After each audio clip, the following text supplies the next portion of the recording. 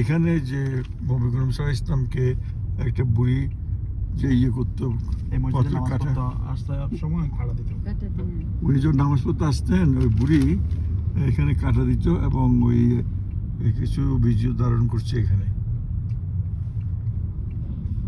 এইখানে তো রাহনি আমার ঘুরিয়ে বসেতে আমার আঙ্কেল নেই আমার ঘুরিয়ে সময় আবার ঘুরে আসার সময় একে দিয়ে ঘুরে আসবো আমি রাস্তায় তখন নিয়ে ভিডিও। তো আমরা তো এখন জিনিসটা পুরোপুরি দেখাতে পাচ্ছি না, কিন্তু আমরা আবার এখানে পুনরায় ঘুরে এসে দেখাবো যে যেখানে এখানে হযরত মুহাম্মদ সাল্লাল্লাহু আলাইহি ওয়াসাল্লাম যেখানে নামাজ পড়তেন এবং যেখানে আমাদের নবী করিম সাল্লাল্লাহু আলাইহি ইসলামকে মানে কষ্ট দেওয়ার জন্য একজন বুড়ি পথের কাঁটা দিতেন এবং সেটাও দেখাবো। তো আমরা আবার ওখানে ফিরে যাচ্ছি এই এলাকাটা তাইফের অংশে। এখানে পুলিশের জন্য অনেক সময় আমরা দাঁড়াতে পারি না, তো এই জন্য এখানে আপনাদের দেখাচ্ছি যেখানটায় আমাদের নবী করিম সাল্লাল্লাহু আলাইহি ইসলাম যখন নামাজ পড়তে আসতেন তাইফে। তাইফ সাথে নবী করিম সাল্লাল্লাহু আলাইহি ইসলামের অনেক দুঃখ পরাক্রান্ত হৃদয়ের অনেক ঘটনা আছে। এর মধ্যে আমি আপনাদের এখন দেখাচ্ছি এই মসজিদে উনি নামাজ পড়তে আসতেন। এই মসজিদটাতে তখনই বুড়ির হাতের ডান পাশে হবে না, ডান পাশে হচ্ছে বুড়ির বাড়ি। ওই বুড়ির বাড়ি হচ্ছে হাতের ডান পাশে। দেখা যাচ্ছে না, ওখানে পুলিশ দাঁড়িয়ে থাকে, তো ওখানে আমরা থামতে পারিনি। তো এটা আমি এখান থেকে দূর থেকে গাড়ি থেকে দেখাচ্ছি। এখানে বুড়ির বাড়ি ওদের এখানে, সেই বুড়ি। তারপরে এখানটায় আর কি আছে এখানে, দাঁড়াতে দিচ্ছে না।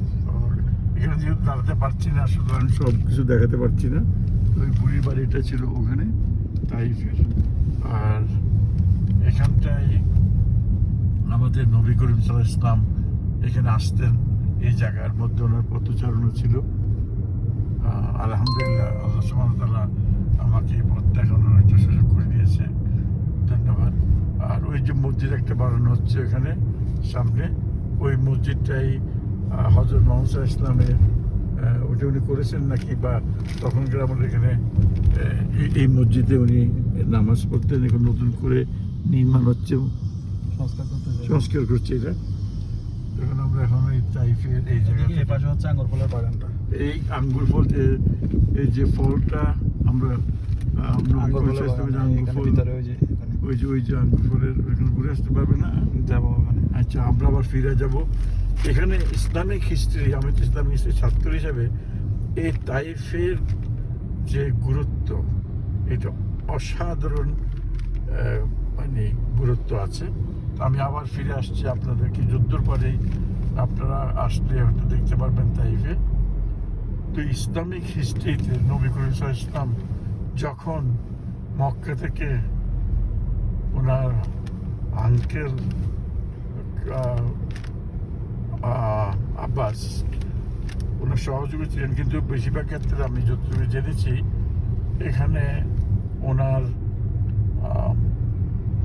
যখন তৌহিদের বাণী ছড়ানোর জন্য তাইফে আসতেন, তখন কিছু কিছু ঘটনা আমাদের হৃদয়ে একেবারে গেঁথে আছে। প্রথমত এখানকার যারা যারা ইসলাম গ্রহণ করেনি, তারা নবী করিম সাল্লাল্লাহু আলাইহি ইসলামকে অনেক কষ্ট দিয়েছেন এবং এর ফলশ্রুতিতে নবী করিম সাল্লাল্লাহু আলাইহি ইসলামকে আঘাতও করেছে। তো উনি আঘাত করার পরে আঘাতপ্রাপ্ত হওয়ার পরে উনি একটা বাগানে এসেছিলেন এবং আমি ওই বাগানটা দেখাচ্ছি কিছুক্ষণের মধ্যে এসে যাব। এখানে সবচেয়ে বড় সমস্যা হচ্ছে যে গাড়ি থামানো যায় না, কারণ পুলিশ এটা আপনাকে বাধা দিচ্ছে সর্বক্ষেত্রে। তো এখানে এইটা হচ্ছে সেই I believe this is the বাগান। আমি দেখি এখান থেকে কোনো ধরনের ছবি আপনাকে দেখাতে পারি কিনা। তো এই বাগানের আঙ্গুরের বাগান নামে পরিচিত। এই বাগানের আমরা ঢুকতে চেষ্টা করছি এখন। তো এখন এখানে লোকজন এখানে এসে নবী করিম সাল্লাল্লাহু আলাইহি ইসলামের এগুলো সব বাংলাদেশি, এনাদের দেখলে বোঝা যাচ্ছে সব বাংলাদেশের মানুষের হৃদয়ে মোহাম্মদ সাল্লাল্লাহু আলাইহি ইসলামের জীবন অবস্থায় যেসব ধরনের অবস্থানে পড়েছিলেন এগুলো নিয়ে যথেষ্ট শ্রদ্ধাবোধ আছে।